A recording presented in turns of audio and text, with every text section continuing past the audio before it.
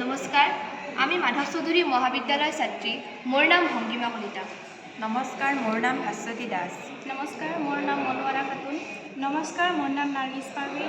নমস্কাৰ, মোৰ নাম দেৱাংগিনী বায়া। আমি আজি বিকশিত ভাৰতৰ কাৰণে এখন প্ৰজেক্ট আগবঢ়াব খুজিছোঁ। ইয়াৰ টাইটেলটো হ'ল Indian satellite with development space station.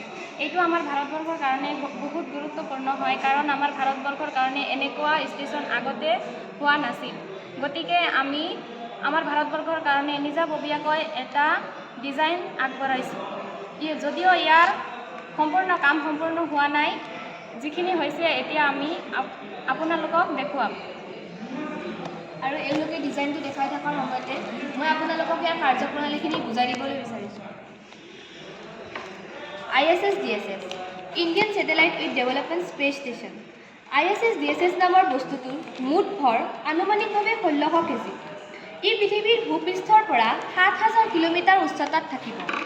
ই ভাৰতবৰ্ষৰ ইছৰোক কেন্দ্ৰ কৰি প্ৰায় 5040 কিলোমিটাৰ মহাকাশত বৃত্তাকাৰ পথত ঘূৰি থাকিব আৰু ভাৰতবৰ্ষ আৰু ইয়াৰ চাৰিসীমা প্ৰদক্ষিণ কৰিব।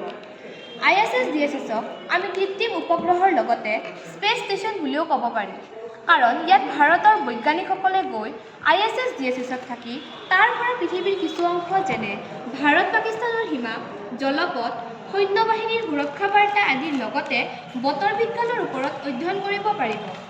এই ISS-DSS বস্তুটো প্ৰথমে ৰকেট লঞ্চ কৰি পৃথিৱী পৃষ্ঠৰ পৰা প্ৰায় 7000 কিলোমিটাৰ উচ্চতাত ল'ব লাগিব।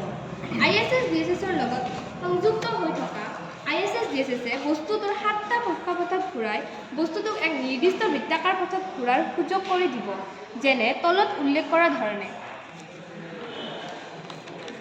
ISS-DSS-ক ভাৰতবৰ্ষৰ কেন্দ্ৰ অৰ্থাৎ ইছৰোৰ পৰা প্ৰথমে এই বস্তুটোক ৰকেট লঞ্চ কৰি পৃথিৱীৰ ভূপৃষ্ঠৰ পৰা প্ৰায় 7000 কিলোমিটাৰ উচ্চতাত ল'ব লাগিব আৰু তাত ৰকেটৰ পৰা ISS-DSS-ক মুকলি কৰিব লাগিব।